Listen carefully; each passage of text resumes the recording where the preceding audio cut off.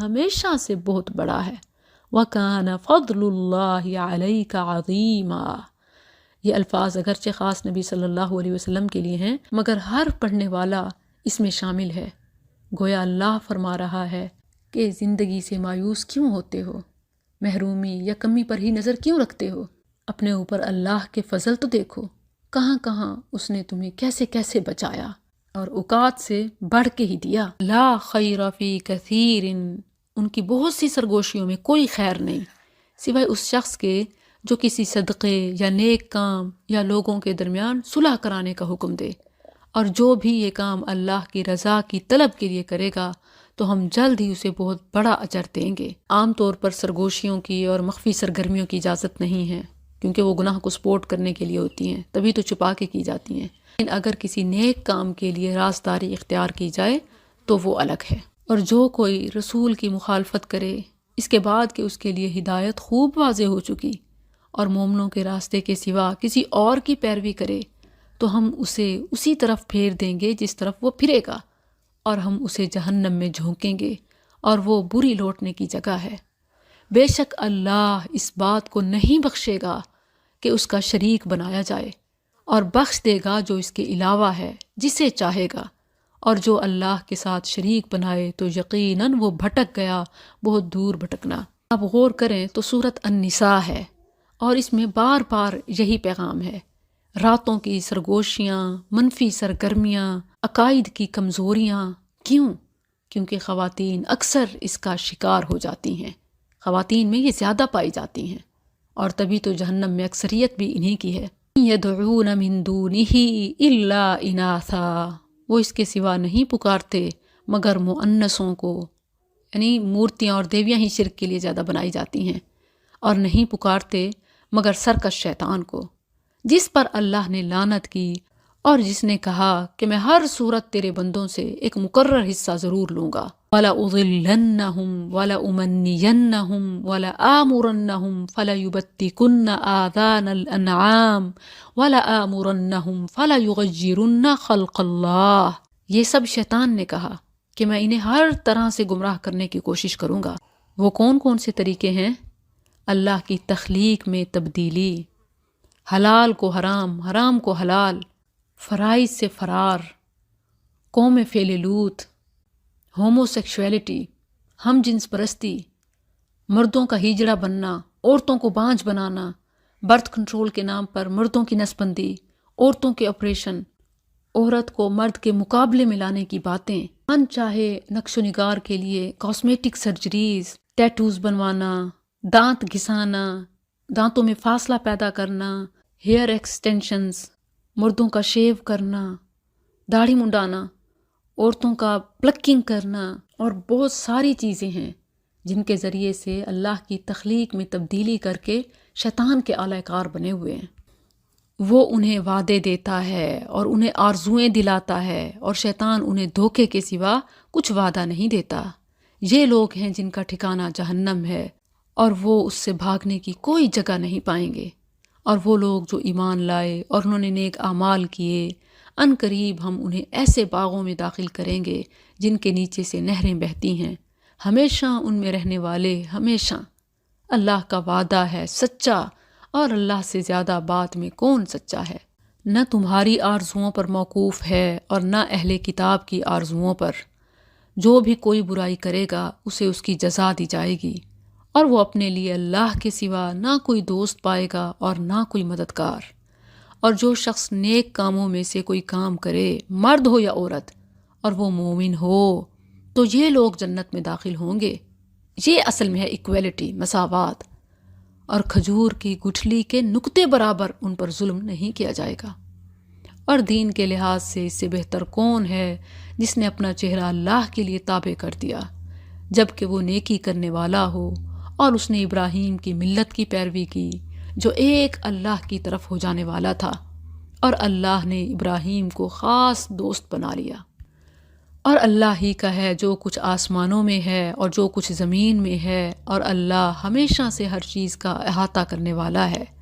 اور وہ تجھ سے عورتوں کے بارے میں فتویٰ پوچھتے ہیں، کہہ دے اللہ تمہیں ان کے بارے میں فتویٰ دیتا ہے، اور جو کچھ تم پر کتاب میں پڑھا جاتا ہے وہ ان یتیم عورتوں کے بارے میں ہے جنہیں تم وہ نہیں دیتے جو ان کے لیے فرض کیا گیا، اور رغبت رکھتے ہو کہ ان سے نکاح کر لو، اور نہایت کمزور بچوں کے بارے میں ہے، اور اس بارے میں ہے کہ یتیموں کے لیے انصاف پر قائم رہو، اور تم جو بھی نیکی کرو سو بے شک اللہ ہمیشہ سے اسے خوب جاننے والا ہے۔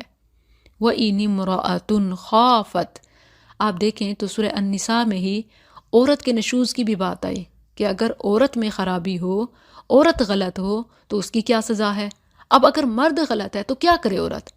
اور اگر کوئی عورت اپنے خاوند سے کسی قسم کی زیادتی یا بے رخی سے ڈرے تو دونوں پر کوئی گناہ نہیں کہ آپس میں کسی طرح کی صلح کر لیں، اور صلح بہتر ہے۔ یہ کیا ہے صلح؟ یعنی اگر عورت کو ڈر ہے کہ میں اسے چھوڑ جاؤں یا اسے چھوڑ دوں تو مجھے سوشل فائنینشیل بہت سارے ایشوز کا سامنا کرنا پڑ سکتا ہے، تو کوئی آپس میں معاہدہ بھی کیا جا سکتا ہے کہ ٹھیک ہے میں اپنے کچھ حقوق تمہیں معاف کر دیتی ہوں، اس کے بدلے میں تم نان نفقہ یا نکاح کو باقی رکھنا۔ تو یہ بہت اہم بات ہے، اور عام طور پر اس کی طرف لوگوں کا دھیان نہیں جاتا، وہ بس ورقہ ہی پھاڑنے میں ہوتے ہیں یا سائن کرنے میں کہ یا نکاح یا طلاق، درمیان کی بات نہیں۔ درمیان کی بات اگر میوچل انڈرسٹینڈنگ سے ہو تو جائز ہے۔ فلا جناح علیہما ان یصلحا بینہما صلحا والصلح خیر، اور صلح بہتر ہے۔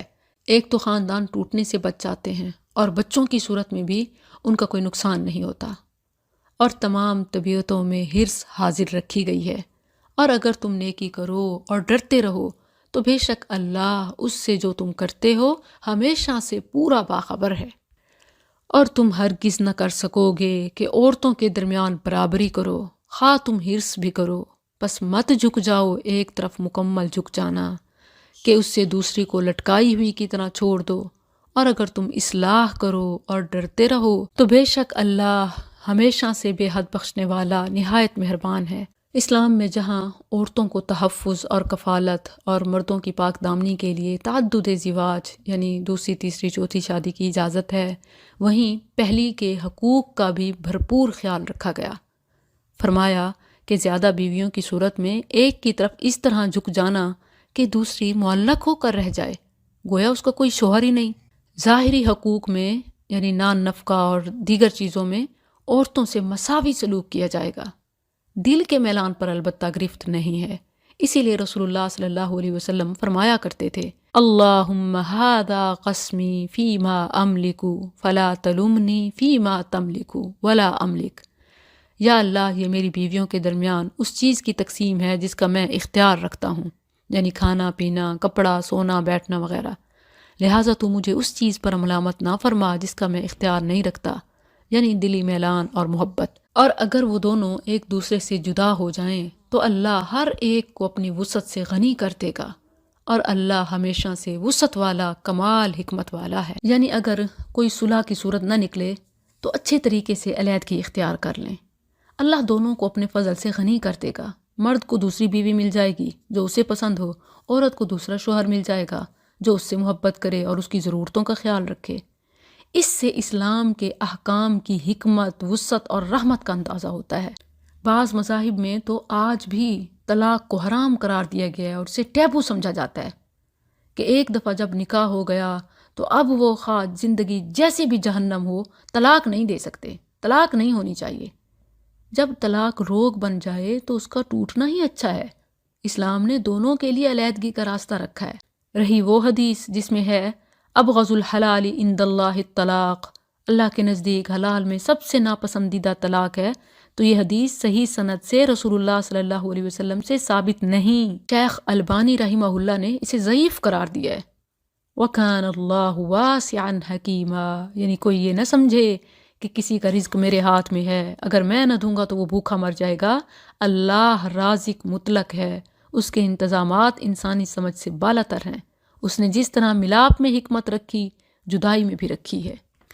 وَلِلَّهِ مَا فِي السَّمَاوَاتِ وَمَا فِي الْأَرْضِ، اور اللہ ہی کا ہے جو کچھ آسمانوں میں ہے اور جو کچھ زمین میں ہے، اور بلا شبہ یقیناً ہم نے ان لوگوں کو جنہیں تم سے پہلے کتاب دی گئی اور تمہیں بھی تاکیدی حکم دیا ہے کہ اللہ سے ڈرو، اور اگر تم کفر کرو گے تو بے شک اللہ ہی کا ہے جو کچھ آسمانوں میں اور جو کچھ زمین میں ہے، اور اللہ ہمیشہ سے ہر طرح بے پرواہ ہر تعریف کا حقدار ہے، اور اللہ ہی کا ہے جو کچھ آسمانوں میں ہے اور جو کچھ زمین میں ہے، اور اللہ بطور وکیل کافی ہے۔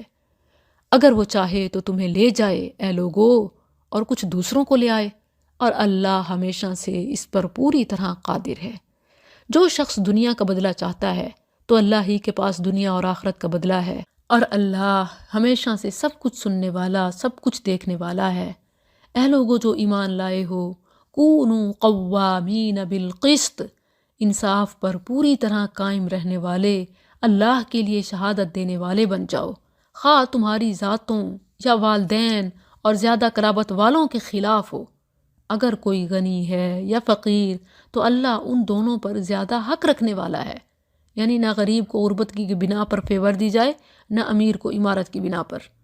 بس اس میں خواہش کی پیروی نہ کرو کہ عدل کرو، اور اگر تم زبان کو پیچ دو یا پہلو بچاؤ تو بے شک اللہ اس سے جو تم کرتے ہو ہمیشہ سے پوری طرح باخبر ہے۔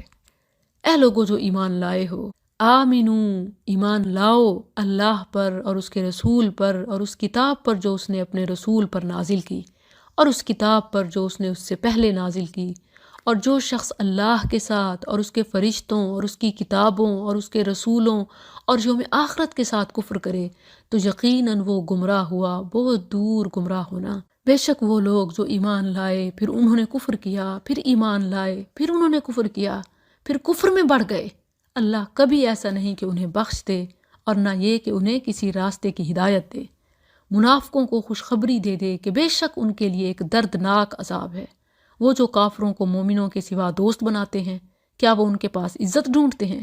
تو بے شک عزت سب اللہ کے لیے ہے، اور بلا شبہ اس نے تم پر کتاب میں نازل فرمایا ہے کہ جب تم اللہ کی آیات کو سنو کہ ان کے ساتھ کفر کیا جاتا ہے اور ان کا مذاق اڑایا جاتا ہے تو ان کے ساتھ مت بیٹھو یہاں تک کہ وہ اس کے علاوہ کسی اور بات میں مشغول ہو جائیں، بے شک تم بھی اس وقت ان جیسے ہو۔ بے شک اللہ منافقوں اور کافروں سب کو جہنم میں جمع کرنے والا ہے۔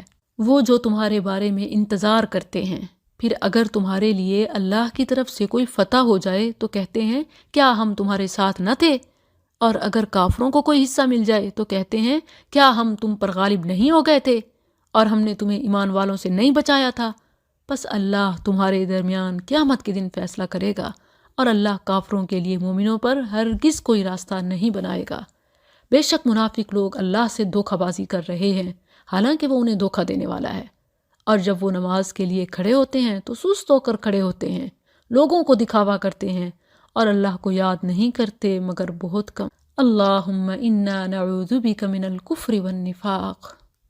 اس کے درمیان متردد ہیں، نہ ان کی طرف ہیں اور نہ ان کی طرف، اور جسے اللہ گمراہ کر دے پھر تو اس کے لیے ہرگز کوئی راستہ نہ پائے گا۔ اے لوگو جو ایمان لائے ہو، لا تتخذوا الکافرین، ایمان والوں کو چھوڑ کر کافروں کو دوست مت بناؤ۔ کیا تم چاہتے ہو کہ اللہ کے لیے اپنے خلاف ایک واضح حجت بنا لو؟ بے شک منافق لوگ آگ کے سب سے نچلے درجے میں ہوں گے، اور تو ہرگز ان کا کوئی مددگار نہ پائے گا، مگر وہ لوگ جنہوں نے توبہ کی اور اصلاح کر لی اور اللہ کو مضبوطی سے تھام لیا اور اپنا دین اللہ کے لیے خالص کر لیا، تو یہ لوگ مومنوں کے ساتھ ہوں گے، اور اللہ مومنوں کو جلد ہی بہت بڑا اجر دے گا۔ اللہ تمہیں عذاب دینے سے کیا کرے گا اگر تم شکر کرو اور